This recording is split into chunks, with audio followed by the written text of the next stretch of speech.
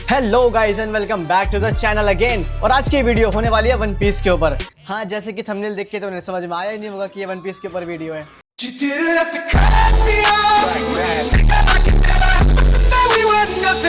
तो बेसिकली आज की हमारी वीडियो रिव्यू है वॉरशिप आइलैंड आर्क का। बेसिकली इसमें होता क्या है, इसमें हमें मिलेनियल ड्रैगन्स के बारे में बताया गया है जो कि काफी रेयर होते हैं। ये स्टोरी बेसिकली आपिस और उसके पालतू ड्रैगन सॉरी माफ कर दो, नहीं, उसके ग्रैंडपा रियो जो कि एक ड्रैगन है उसके बारे में है।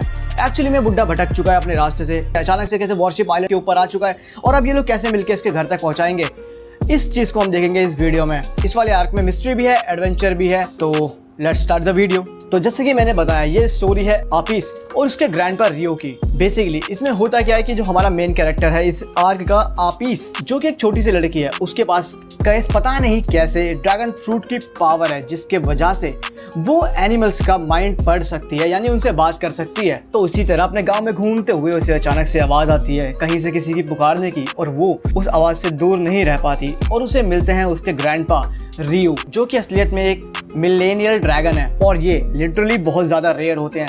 मगर इसकी आफत तो तब आ जाती है जबकि मरीन ऑफिसर कॉमोडोर नेल्सन इसके पीछे पड़ जाते हैं। मगर इसके पीछे लगने का राज क्या है? इन ड्रैगन की बोन से वो एक तरह का ऐसा एलेक्सायर बना सकते हैं जिससे आप इमोर्टल हो सकते हो, यानी कि अमरता को प्राप्त कर सकते हो। और यही एक रीजन है जो कि मरीन ऑफिसर कॉमोडोर नेल्सन इसके पीछे लग जाता है और वो इस बच्ची को वो किडनैप कर लेता है इसके गांव से। मगर सीरीज की शुरुआत में ही हमें दिखाया जाता है कि ये बच्ची वहां से भाग चुकी है। ये मिलती है लूफी और उसकी टीम को। देन पर्सनली मुझे आप इसका कैरेक्टर काफी ज्यादा क्यूट और इनोसेंट लगा। तो ये था हमारे इसका बेसिकली मेन सेगमेंट कि आखिर बच्ची को किडनैप क्यों करा गया और कैसे करा गया।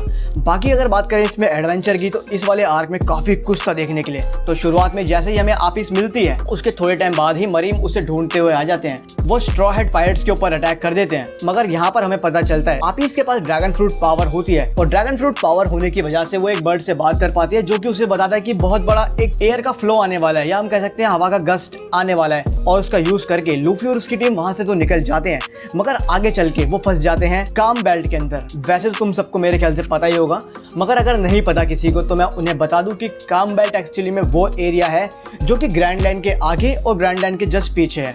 यानी कि ये दो सेगमेंट है। अगर किसी को ग्रैंड लाइन क्रॉस करनी है तो पहले उसे काम बेल्ट क्रॉस करनी होगी, देन फिर ग्रैंड लाइन आएगी, देन फिर एक और काम बेल्ट आएगी। मगर एक्चुअली में काम बेल्ट है क्या? तो this is a fucking place जहां पर ये बड़े बड़े जाइंट मॉन्स्टर, जिन्हें हम सी किंग कहते हैं, ये यहाँ पर रहते हैं। इनका ये हैबिटेट है और यहाँ पर ये लोग ब्रीडिंग करते हैं। मगर बस इतना ही नहीं, अगर तुम यहाँ पर फंस गए तो तुम्हारा निकलना नामुमकिन है। मगर ऐसा क्यों? क्योंकि जैसा कि इसके नाम से समझ में आता है काम बेल्ट, तो ये काम बेल्ट ये इतना शांत एरिया है जहाँ पर ना तो हवा है, इवन इस काम बेल्ट के एरिया के ऊपर जो बादल है वो तक नहीं हिलते, हवा का कोई झोंका नहीं है, पानी का कोई फ्लो नहीं है। और जैसा कि हमें पता है हमारे जो पायलट्स हैं इनकी बोट में इंजन तो है नहीं, तो ये कैसे जाएंगे? ये लोग फंस जाते हैं बुरी तरीके से। एंड देन यहाँ पर हमें कई सारे सी मॉन्स्टर भी देखने को मिलते हैं जो कि मुझे पर्सनली काफ़ी ज़्यादा इंटरेस्टिंग लगे। और उनमें से जो मुझे ये था ना फ्रॉग वाला, भाई ये मेरे को काफ़ी मतलब मस्त लगा, पता नहीं क्यों। और कमेंट सेक्शन में तुम भी मुझे बताना कि तुम्हें इनमें से कौन सा वाला मॉन्स्टर मस्त लगा। तो जैसे तैसे करके ये भाई अपनी चूतियापंती करके भाई एक मॉन्स्टर को छींक मरवाते हैं और उसकी हवा से ये लोग वहाँ से निकल जाते हैं। वहाँ से निकलने के बाद ये वॉरशिप आइलैंड पे पहुँचते हैं एंड इन्हें पता चलता है कि वहाँ पर मिलेनियल ड्रैगन है जो कि आपिस के पालतू आपिस के ग्रैंडपा है। अब ये सब उस ड्रैगन को बचाने में लग जाते हैं, जिसके वजह से इन्हें काफी सारा एडवेंचर देखने को मिलता है।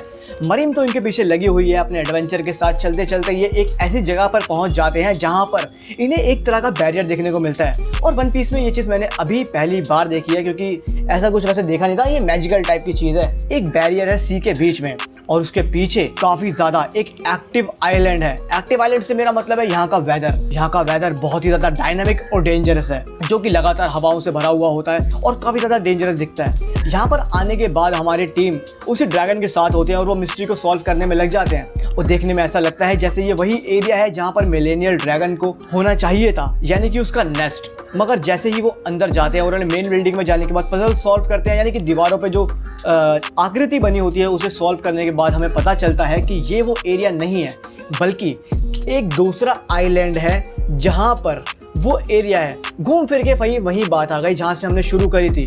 वो लोग फिर उस आइलैंड से भी निकलते हैं, देन वॉरशिप आइलैंड की तरफ आते हैं, मगर मरीन बीच में अटैक कर देती है। और ये सेगमेंट इस वाली सीरीज का बेस्ट मूवमेंट था। साथ ही मैं तुम्हें इस बंदे के बारे में बताना भूल गया, इसका नाम है एरन, और लगातार ये लूफी उसकी टीम के बीच में नाक में दम कर रहा था। अभी तक तो ये 1-to-1 किसी को रोक नहीं पाया। जोरो और उसकी बैटल भी हुई और उसमें भी मतलब ज्यादा कुछ हमें बिगड़ता हुआ दिखा नहीं जोरो का। मगर मैं तुम्हें बता दूं, इसके पास है पावर ऑफ रेजर बेंड। मतलब पावर ऑफ रेजर बेंड आप समझ सकते हो, ये अपने हाथों से ऐसे हवा को ब्लेड की तरह निकाल सकता है। मतलब डेंजरस तो पावर है इसकी, क्योंकि लूफी रबर का बना है और उसे इस तरह की चीजें काट सकती है। ज्यादातर सीरीज में तो ये लोग इससे बचते बचाते हुए निकल जाते हैं, मगर एंड में सी के बीच में इनकी बैटल होती है। और ये नेवी वाला सेगमेंट जो था, सी में जो बैटल हुई थी, ये काफ़ी डेंजरस था भाई। हर तरफ से अटैक्स आ रहे होते हैं। मगर जब ड्रैगन के ऊपर बात आती है और हम देखते हैं कि भाई लूफी का दिमाग एकदम से घूम जाता है। इन सब बैटल के दौरान आपीस को काफ़ी ज़्यादा दिक्कतें होती है।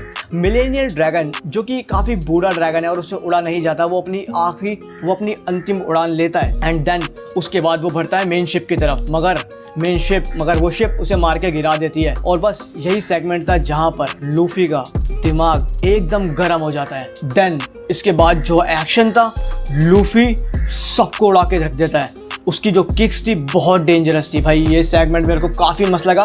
पूरी सीरीज में बेसिकली हमें ड्रैगन और उसकी स्टोरी के बारे में बताया जा रहा था। कोई फाइट सीन इतना हमें एपिक देखने को नहीं मिला था, मगर जो ये सेगमेंट था इसमें जो बैटल थी कमाल की थी। मगर एंड ऑफ द डे हमें पता चलता है कि जिस आइलैंड को वो ढूंढ रहे थे, एक्चुअली में वो वॉरशिप आइलैंड के आसपास जो सी था वो वही आइलैंड था। उस आइलैंड की मिस्ट्री हमें एंड में पता चलती है। हमें ये पता चलता है कि ये जो आइलैंड है ये सिर्फ समय पर ही दिखता है, यानी कि एक बहुत लंबे टाइम पीरियड के बाद ही ये समुद्र से ऊपर आता है। एंड देन हमें देखने को मिलता है वो आइलैंड जहाँ पर एक्चुअली में फिर हमें पता चलता है कि ये जो ग्रैंडपा आपीस अपने नेस्ट को ढूंढ रहे थे, यानी ये ड्रैगन अपने नेस्ट को ढूंढ रहा था, ये इसलिए ढूंढ रहा था क्योंकि इसकी अंतिम घड़ी है और ये बस अपनी जिंदगी के कुछ आखिरी पल अपने घर में बिताना चाहता है। और इसकी याददाश्त खोने की वजह से ये खुद भी भूल चुका था कि आखिर इसका घर है कहाँ पर।